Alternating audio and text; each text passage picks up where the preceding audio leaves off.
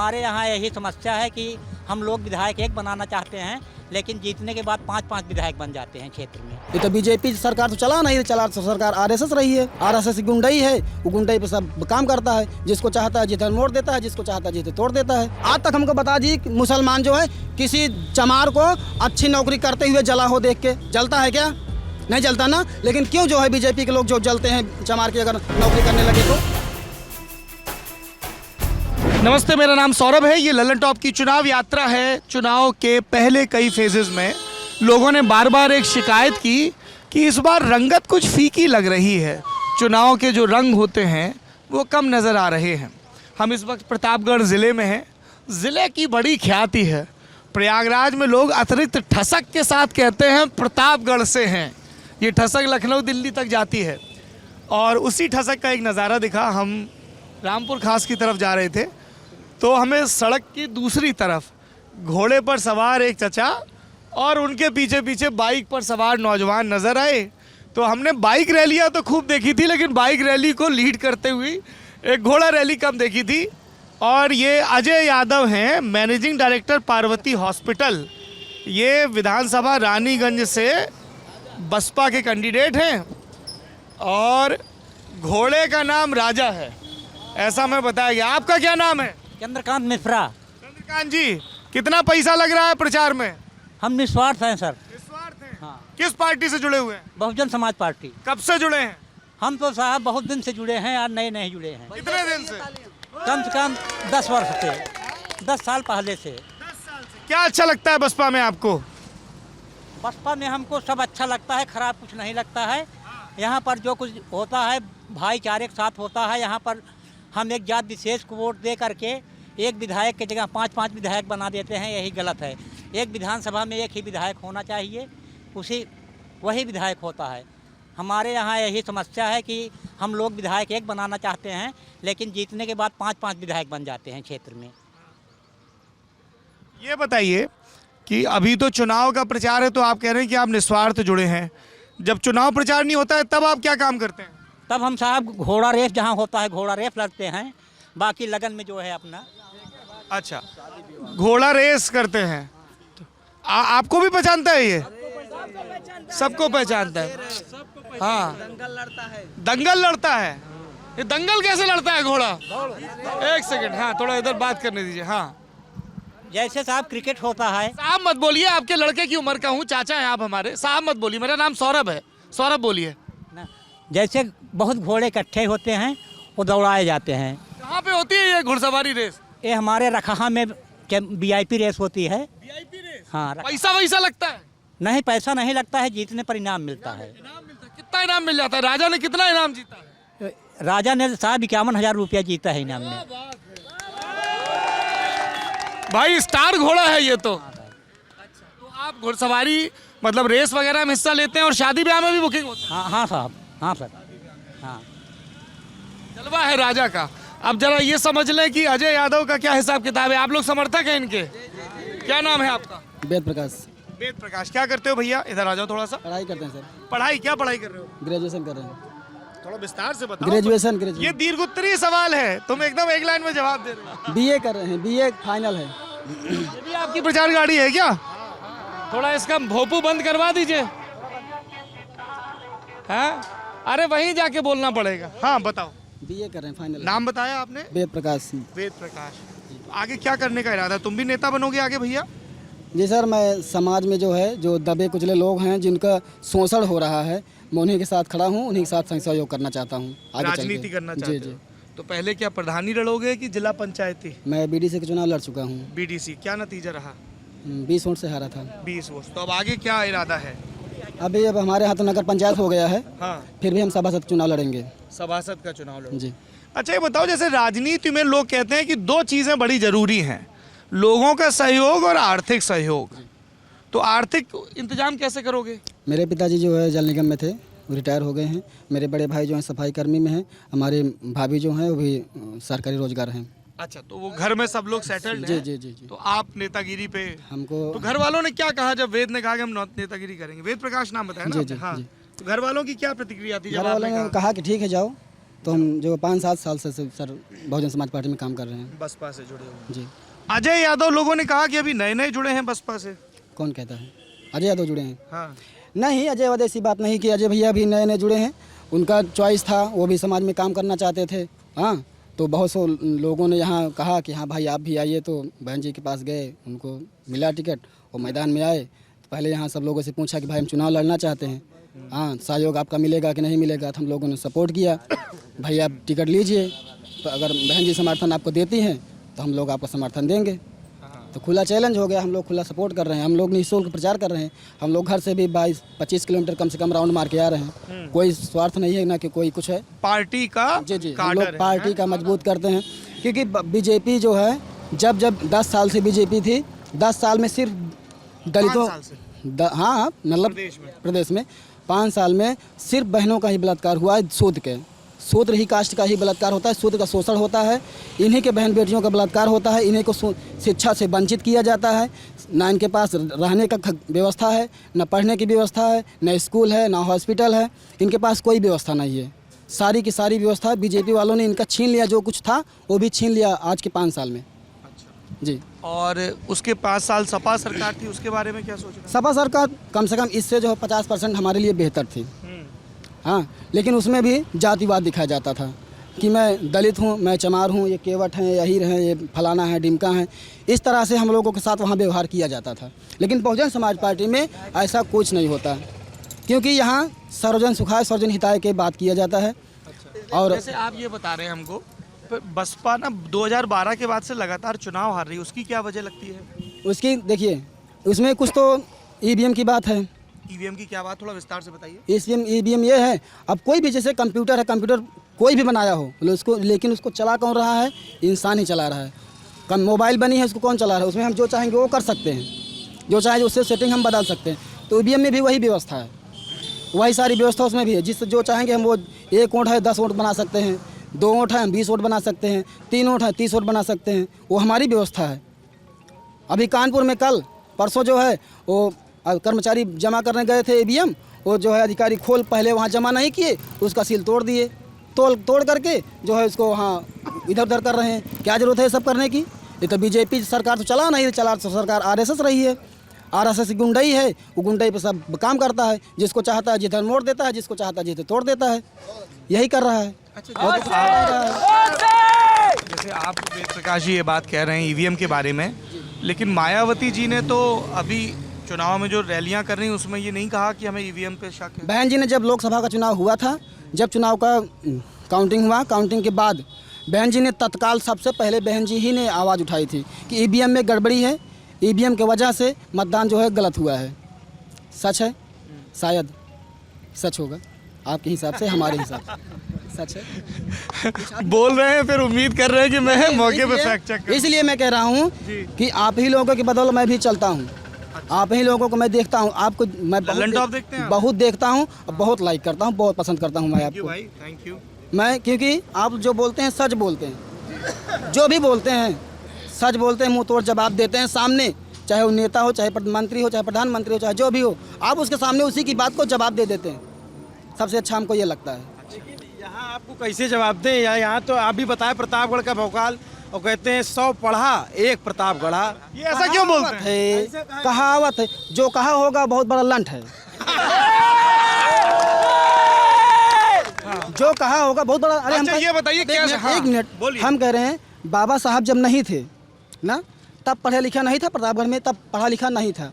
तब जो पढ़ा लिखा, जो अनपढ़ था वो क्या था? लंठ। अच्छा, हमको एक चीज अभी जो पढ़े लिखे हो गए वो सब लंठ हो गए हैं अनपढ़ के सामने। ये सब हम तो पढ़ने की क्या जरूरत है भाई? दोस्त अंगूठा छाप अंगूठा लगा। ए वेद, हम बता रहे हैं ये है प्रयागराज का, तो इनकी साजिश है कि सब प्रयागराज को होशियारों का शहर समझे और प्रतापगढ़ को तुम साजिश समझो इनकी। नहीं ठीक, पर हम बुंदेलखंड वाले तुम्हारे साथ हैं सर। इलाहाबाद और प्रतापगढ़ से ऐसी कोई बात नहीं है। हम भी इलाहाबाद जाते हैं, हम भी 2006 में वहाँ पढ़ाई कर रहे थे। हमारे पिताजी नैनी में जो है जॉब कर रहे थे, वहीं पे हम लोग आना जाना था। ऐसा नहीं कि हमको सिर्फ और सिर्फ पूरे देश में एक इंसान से मतलब है और बीजेपी से।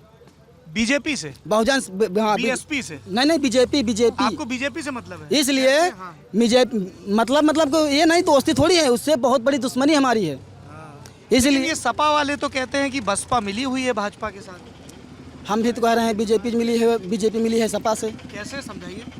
हाँ, अभी तो पेपर में हम देखे थे, गूगल आया था, जो है अखिलेश भैया गए थे मिलने के लिए। किससे? योगी जी से मिलने गए थे, मोहन भागवत से मिलने गए थे।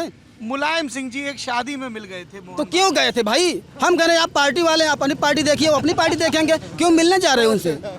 क्यों मिलने जा रहे हो बताइए? तो वेद प्रकाश जी, नेतागिरी कर रहे हो कि वहाँ जो है दिखा रहे हो सबको, वहाँ तुम जो है एक थाली में खाना खा रहे हो, यहाँ जाति जो है जनता के साथ लड़ा रहे हो, बीच में हिंदू मुस्लिम कर रहे हो। क्यों हिंदू मुस्लिम कर रहे? आज तक हमको बता दी मुसलमान जो है किसी चमार को अच्छी नौकरी करते हुए जला हो देख के? जलता है क्या? नहीं जलता ना। लेकिन क्यों जो है बीजेपी के लोग जो जलते हैं चमार की अगर नौकरी करने लगे तो? ये क्या है? ये जातिवाद कौन पैदा कर रहा है? मुसलमान पैदा कर रहा है, मुसलमान नहीं पैदा कर रहा है। इसको जो है बीजेपी के लोग पैदा कर रहे हैं, आरएसएस के लोग पैदा कर रहे हैं। मोहन भागवत कितनी ऊंची कुर्सी लगा दिया, वो कौन है? देश का कौन है वो? चपरासी है कि प्रधानमंत्री है कि नेकपाल है कि कानून गो है कि डीएम है कि एसएसपी है? कौन है वो? कुछ नहीं है। देश का कौन है वो? हमसे भी गया गुजरा है वो, पूरे जनता से गया गुजरा है वो। उसको जो है आप इतनी ऊंची कुर्सी बैठा दिए, सरकार उससे चलवा रहे हैं, आप घूम रहे हैं आप लोग उसके। असंसदीय शब्द मत इस्तेमाल करिए। बाबा साहब अम्बेडकर ने जो पूरी लड़ाई लड़ी ना, तो उन्होंने इस चीज़ का बड़ा ख्याल रखा था, है ना। तो मेरी आपको, चूंकि आप लल्लन टॉप देखते हैं जी सर, आपका गुस्सा बिल्कुल अपनी जगह सही हो सकता है ना, लेकिन हम लोग भाषा के तौर पे थोड़ा नहीं ठीक है, इसलिए हम क्षमा चाहेंगे। नहीं आप क्षमा नहीं, आप भाई हमारे, तो मैं बड़ा भाई हूँ इसलिए मैंने टोक दिया है ना उस अधिकार से।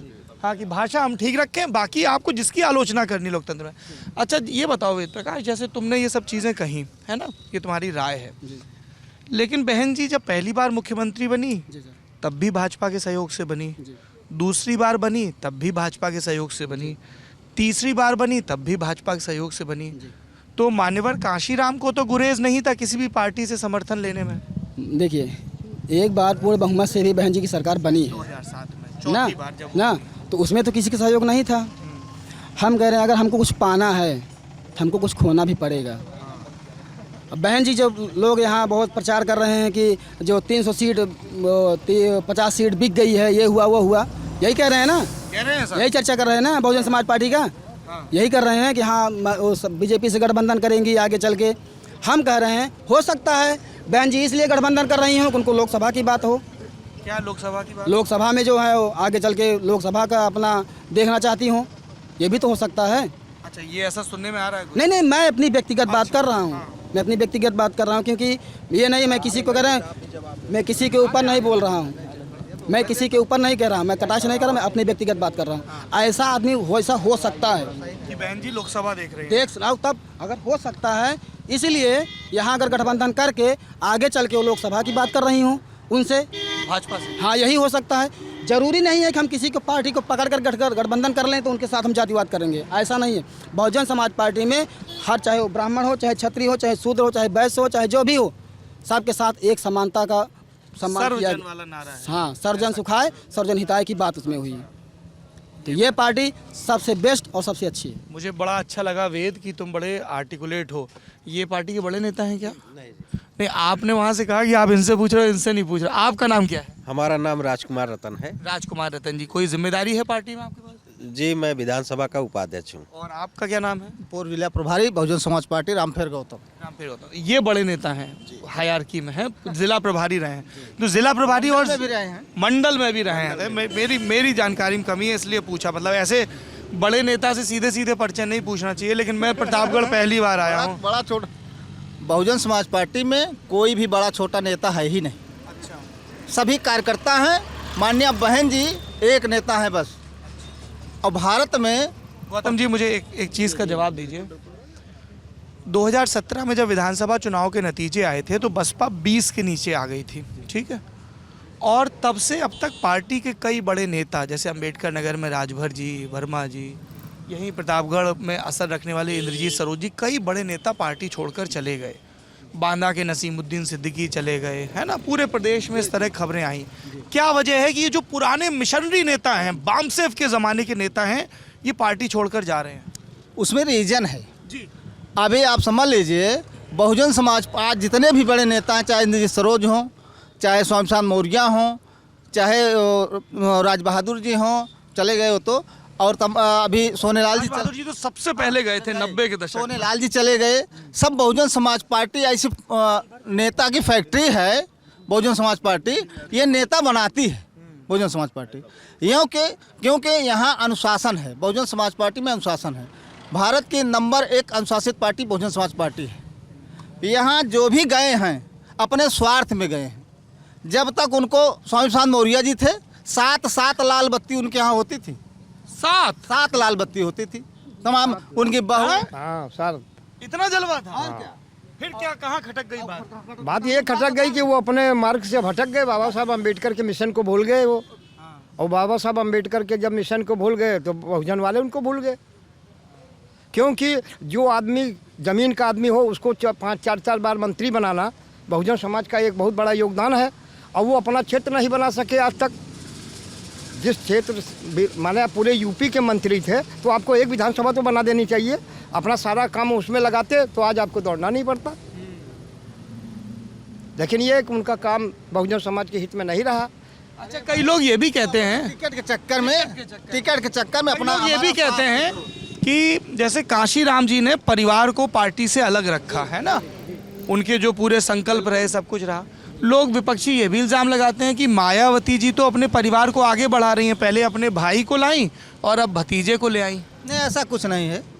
अभी आप देखे होंगे राष्ट्रीय प्रवक्ता वो जो वहाँ कांड हुआ था, हाथरस वाला हुआ था ना, हाथरस वाला, वो वकील देखो दिल्ली वाला कांड, कुशवाहा जी, सीमा समृद्धि कुशवाहा जी को राष्ट्रीय प्रवक्ता बनाया आपने, बहन कुमारी मायावती जी ने।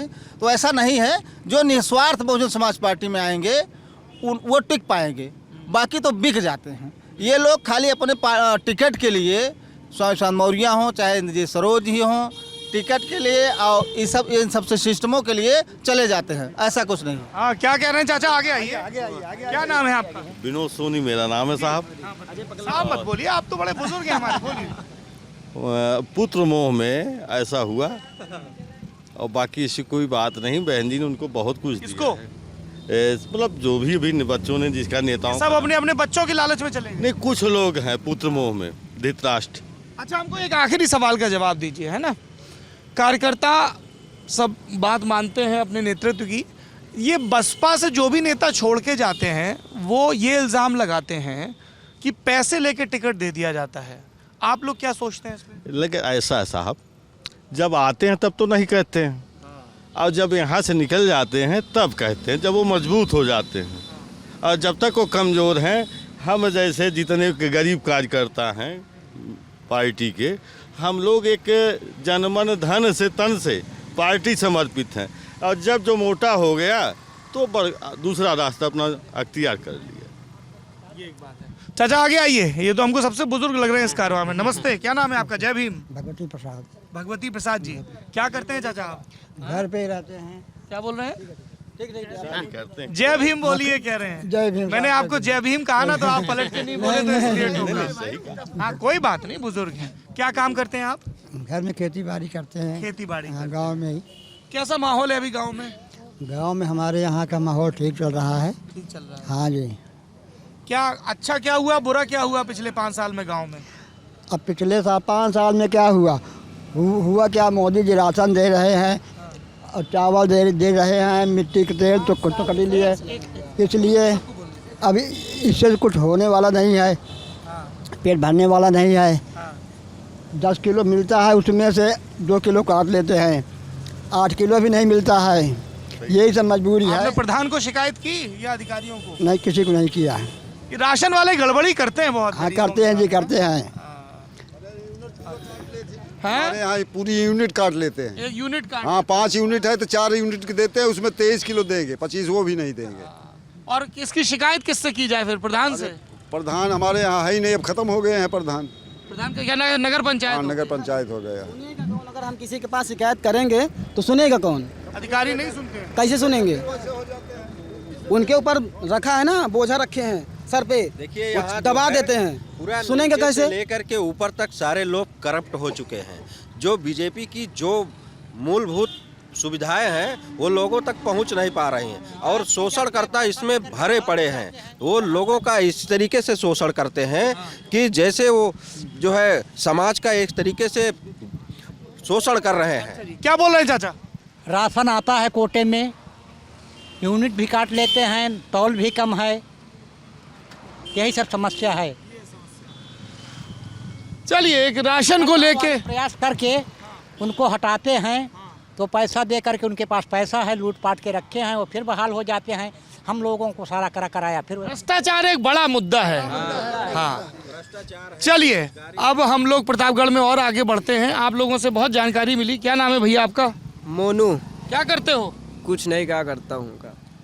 नौजवान आदमी, कितनी उम्र है? 19 साल। तो कोई पढ़ाई कर रहे हो, काम पढ़ाई कर रहे हो? छोड़ दिया। क्यों?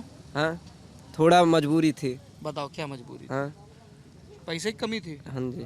तो अगर पैसे से मदद हो जाएगी तो फिर पढ़ाई शुरू करोगे या काम ही करोगे? पढ़ाई शुरू कर दूंगा। कितना पढ़ाई किए हो? हाँ, 8 तक।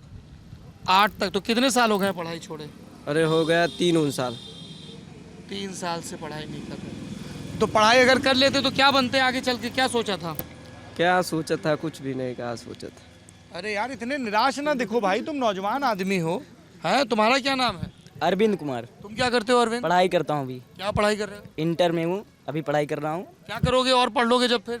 बस कुछ नहीं, बस ऐसे कुछ राजनीति में जाओगे? राजनीति नहीं, कुछ नौकरी करना चाहता हूँ। नौकरी करना चाहते? बस। चलिए, आपका क्या नाम है नेताजी? सुरेश कुमार सर। सुरेश कुमार। अच्छा जी, आप भी बसपा से जुड़े हुए हैं? कितने समय से जुड़े हैं? हम तो अभी नए ज्वाइन कर। नहीं ज्वाइन। पहले कौन सी पार्टी में थे? हम किसी पार्टी में नहीं। सही से बताइए सर सही है। ये देखिए सब हंस रहे हैं उधर। है, पहले कौन सी पार्टी में थे? बता दीजिए। बाहर रहते थे, किसी पार्टी में नहीं रहते। हम सर शहर थे। अरे रुक जाइए, बताने दीजिए। हाँ, क्या कह रहे हैं? किसी पार्टी में सर नहीं थे। हाँ, अब के लिए मैं हम आए हैं, हाँ। तब के लिए थोड़ा समर्थन। मेमोरी लड़ेंगे इस बार? नहीं हम। चलिए, ललन टॉप का ये सफर यूं ही। हाँ चाचा, आप जो है मेन रोड से तो आए हैं, कभी यहाँ की अंदर की सड़कें भी देखे हैं गांव की? बिल्कुल चाचा, मैं अगस्त से उत्तर प्रदेश में घूम रहा हूँ, गांव-गांव भटक रहा हूँ। देखिए गांव की सड़कें की हालत बहुत बदहाल है और अभी जब अंदर जा रहा हूँ तब भी देखूंगा। गड्ढे बहुत हैं अंदर, आप देखिए और लोगों को फोकस कराइए कि ये सड़कें अंदर की जो ग्रामीण इलाके की ये बननी चाहिए। और जो भी हरिजन बस्ती है या बहुत से गरीब बस्ती हैं उसमें आज तक जाने का रास्ता नहीं है। और अगर शादी ब्याह भी होता है तो दूल्हा दुल्हन जो है पैदल जाते हैं अपने घरों तक। युक्त सरकार। तो गड्ढा जो है ना ये मुक्त होना चाहिए, अच्छी सड़कें बनना चाहिए, गांव का विकास होना चाहिए, रोड के विकास के साथ साथ ग्रामीण विकास भी जरूरी है। और गांव का जब विकास हो तो वो जो गांव का सबसे पिछड़ा हिस्सा है, जहां दलित और महादलित रहते हैं, उसको भी बराबरी से उस पर ध्यान दिया जाए, ये बहुत ज़रूरी है। आप ललन टॉप की चुनावी यात्रा देख रहे हैं। हमारे साथी अभिनव जी का बड़ा आग्रह रहा कि भैया ये तो बड़ा अच्छा विजुअल है। अभिनव जी टीवी से आए तो विजुअल समझते हैं। चाचा एकदम घोड़ा दौड़ाते हुए जा रहे थे। हैं? घोड़ा वाला कार्यक्रम है। और राजा तो वैसे भी 51 हज़ार रुपया जीता है।